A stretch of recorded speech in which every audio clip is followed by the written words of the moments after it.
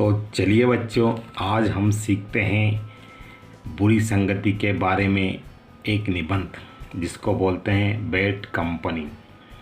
बुरी संगति।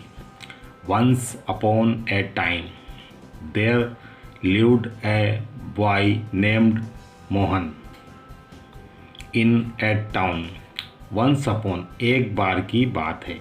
Once upon a time एक समय की बात है कि देयर लिव्ड ए बॉय, एक लड़का रहता था, बॉय, जिसका नाम क्या था? मोहन। इन ए टाउन, एक कस्बे में। His father was a teacher, उसके पिताजी क्या थे? एक टीचर थे। उसके पिताजी एक टीचर थे।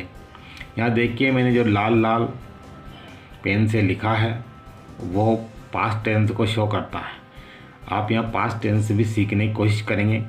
वंस मोहन, एक बार Mohan fell into a bad company, एक बार मोहन क्या है कि बैड कंपनी, बुरी संगति में पड़ जाता है। He used to waste most of his time in bad company, वह अपना जो अधिकांश समय मोस्ट ऑफ हिज टाइम, अब उसका जो अधिकांश समय है वह प्राय कहाँ बीतता है? बैड कंपनी, बुरी संगति में बीतता है। हिज फादर एडवाइज्ड हिम, उसके पिताजी एडवाइज्ड, सलाह देते हैं, हिम यानी उसको, not to mix up with these boys, कि इन लड़कों के साथ घुले मिले नहीं। मिक्सअप यानी घुले मिले नहीं।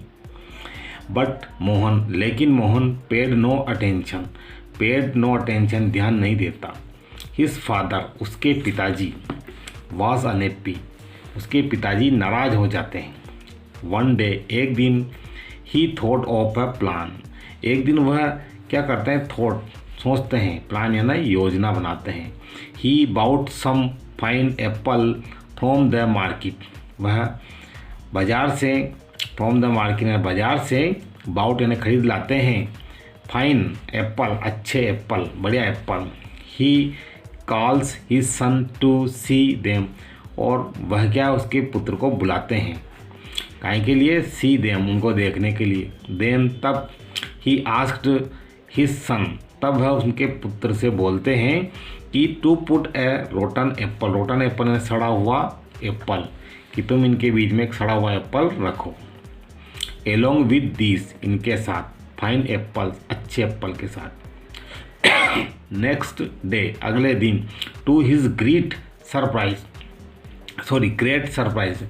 यानी उसको एक ग्रेट सरप्राइज यानी बहुत आश्चर्य होता है कि Mohan found them fully rotten, Mohan found, पता चलता है मोहन को कि फुल्ली रोटन यानी सारे के सारे एप्पल थे वो रोटन हो गए, सड़ गए।